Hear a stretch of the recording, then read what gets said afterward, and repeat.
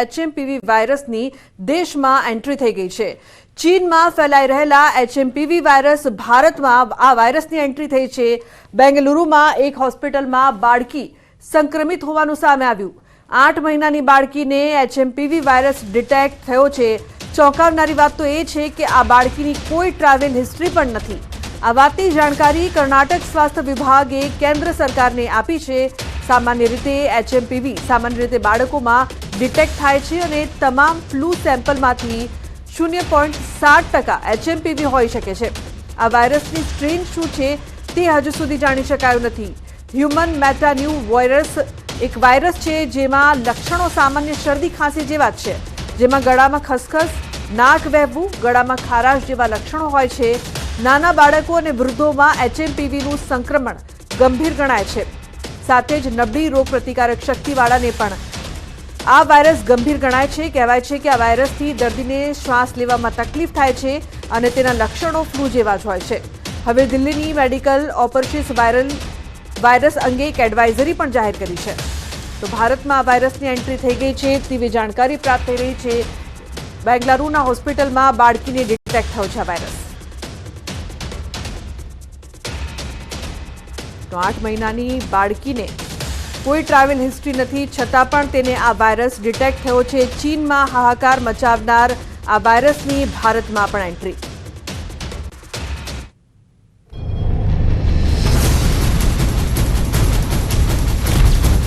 ચીનમાં નવા વાયરસથી હાહાકાર। ચાઇનામાં ફરી સ્મશાન ફૂલ।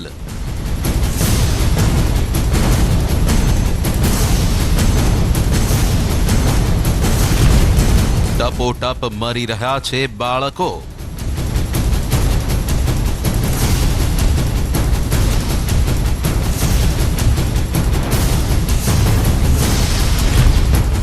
ચીનમાં લાગી ફરી ઇમરજન્સી।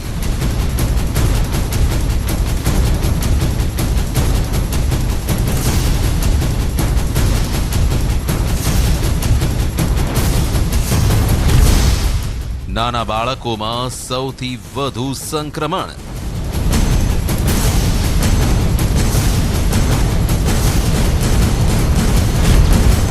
ફરી લોકડાઉન કરશે જિનપિંગ। કોવિડ-19ના 5 વર્ષ બાદ ચીનમાં ફરી એક વખત નવા વાયરસે હાહાકાર મચાવ્યો છે। આ નવો વાયરસ કોરોનાની જેમ જ ખૂબ જ ઝડપથી ફેલાઈ રહ્યો છે અને તેના લક્ષણો પણ કોરોના વાયરસ જેવા જ હોવાનો દાવો છે। આ નવા વાયરસનું નામ છે હ્યુમન મેટાપ્યુમો વાયરસ એટલે કે એચએમપીવી। આ એક આરએનએ વાયરસ છે જેનું સંક્રમણ બાળકો અને વૃદ્ધોમાં ઝડપથી ફેલાઈ રહ્યું છે। જુઓ, ચીનની હોસ્પિટલના આ દ્રશ્યો છે। લોકો ફરી માસ્ક લગાવવા મજબૂર બન્યા છે। બાળકોની હાલત કેવી છે તે પણ સ્પષ્ટ જોઈ શકાય છે। બાળકોની સાથે આવેલા વાલીઓ પણ પોતાના બાળકોને બચાવી લેવા માટે દોડાદોડી કરી રહ્યા છે। દાવો છે કે આ વાયરસ એટલો ગંભીર છે કે ચીને ફરી ઇમરજન્સી લગાવી દેવાની ફરજ પડી છે। સોશિયલ મીડિયા પર દર્દીઓના ફોટા પોસ્ટ કરીને દાવો કરવામાં આવ્યો છે કે વાયરસના ફેલાવા બાદ ચીને ઘણી જગ્યાએ ઇમરજન્સી જાહેર કરી છે। એટલું જ નહીં, હોસ્પિટલો જેટલી જ ભીડ સ્મશાન ભૂમિમાં પણ છે। ચીનની કેટલીક હોસ્પિટલોમાં તો બેડ પણ ખાલી ન હોવાનો દાવો કરાયો છે। જો કે ચીન તરફથી આવી કોઈ સત્તાવાર માહિતી નથી અપાઈ।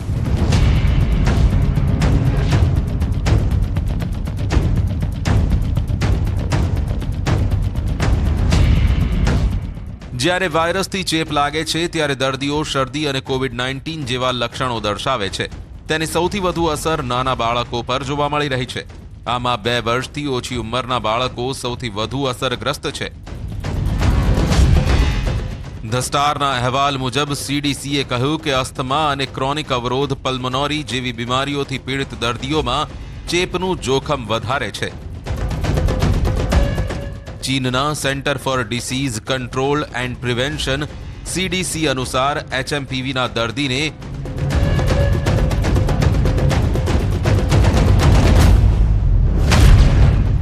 ઉધરસ, તાવ, નાક બંધ થવું અને ગળામાં બળતરા થાય છે। આ ઉપરાંત શ્વાસ લેવામાં પણ તકલીફ પડે છે. ખાંસી અને છીંકથી વાયરસ ફેલાવવાનું જોખમ વધારે છે. સંક્રમિત વ્યક્તિના સંપર્કમાં આવનાર વ્યક્તિ પણ થાય છે સંક્રમિત. જો વાયરસની અસર ગંભીર હોય તો દર્દી બ્રોન્કાઇટિસ અને ન્યુમોનિયાનો પણ ભોગ બની શકે છે. કોઈ પણ ઉંમરની વ્યક્તિ બની શકે છે ભોગ. નાના બાળકો, વૃદ્ધો અને નબળી રોગ પ્રતિકારક શક્તિવાળાને વધુ અસર થઈ શકે છે. અને જો યોગ્ય સારવાર ન મળે તો દર્દીનું મોત પણ થઈ શકે છે.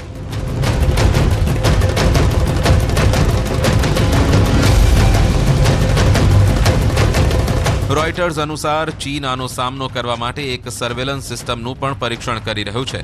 દાવો છે કે બીમાર વ્યક્તિને એચએમપીવીની ઝપેટમાં આવી ગયો છે કે કેમ તેને જાણવામાં 3 થી 6 દિવસ સુધીનો સમય પસાર થઈ જાય છે.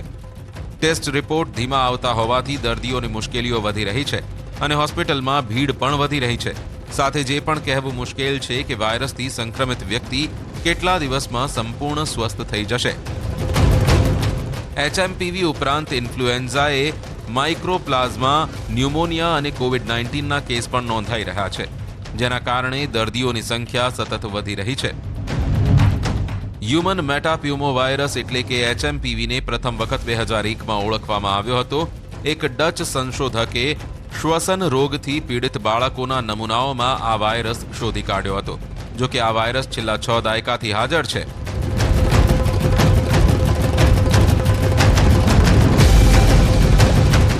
આ વાયરસ તમામ પ્રકારની ઋતુઓમાં વાતાવરણમાં હાજર રહી શકે છે, પરંતુ શિયાળામાં તેના ફેલાવવાનું જોખમ સૌથી વધુ છે.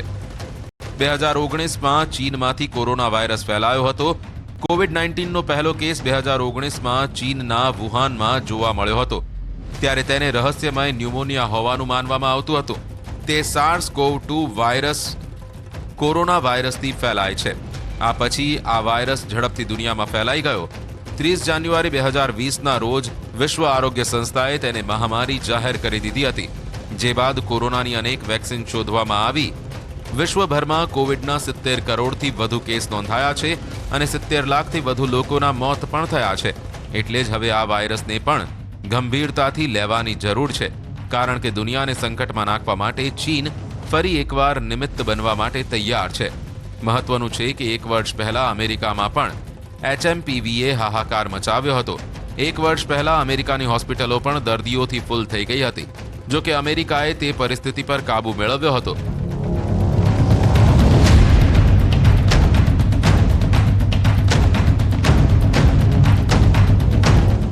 પરંતુ ચાઇનામાં ફેલાયેલો વાયરસ વધુ શક્તિશાળી હોવાનો દાવો છે. નિષ્ણાંતોનું કહેવું છે કે કોરોનાની જેમ આ વાયરસની પણ કોઈ દવા નથી. આ ઉપરાંત હજી સુધી કોઈ રસી પણ નથી શોધાઈ. એન્ટીવાયરલ થેરેપી ન હોવાથી સાવધાની જરૂરી છે. નિષ્ણાંતોનું માનીએ તો વાયરસથી બચવા માટે કોરોનામાં જેવી કાળજી પાળી તેવી જ કાળજી પાળવી પડશે. વારંવાર હાથ ધોવા, હાથ ધોયા વગર મોઢા, આંખ, નાકને ન અડવું, વાયરસગ્રસ્ત દર્દીના સંપર્કમાં આવવાનું પણ ટાળો.